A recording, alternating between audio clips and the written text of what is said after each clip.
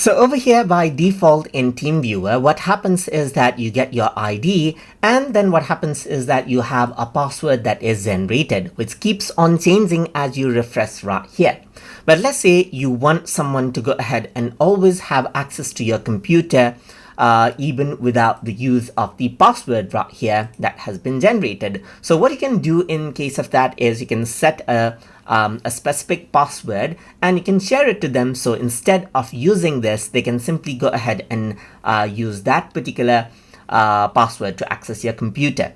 So for that, I can go around over here onto the gear icon on the top right hand corner and then go to advanced setting. And then once I go around over here, I can click on open advanced settings right here. And then what you can do now is over here under advanced, you can go ahead and scroll down. And here you can see that there is the option right here. So there's the options password, and you can see that you have the confirm password as well. So let's just go ahead and add in a password as I wish right here, just like this. So I'm just going to go around and add in a password right here.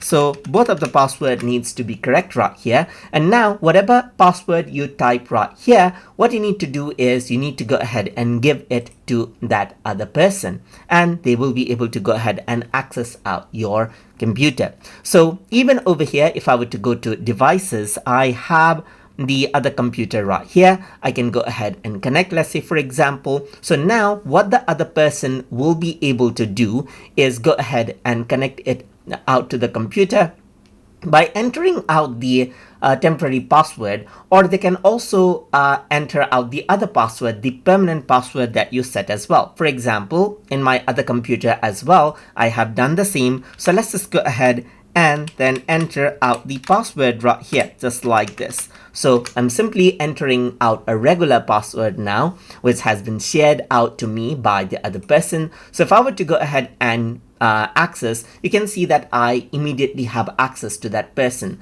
So now once you set that out over here in the advanced setting, just like this, you will be able to go ahead and use this password that is auto-generated and is refreshed, or you can simply go ahead and use the permanent password right here. And of course, if you want to go ahead and remove that password, then you can simply go around over here and then go around over here onto the advanced settings again right here, and then it actually asks for the password right here. So let's just go around over here and then add in the password right here, just like this. Press OK, and then I can open out the advanced settings. So you can see that it asks me the password again right here for protection, and only once I do that, I can go to advanced.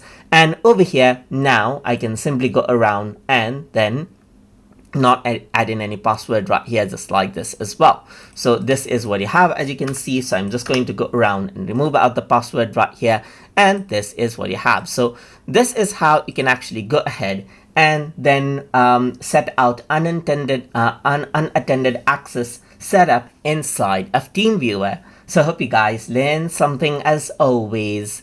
And as always, please like, comment, share, and subscribe.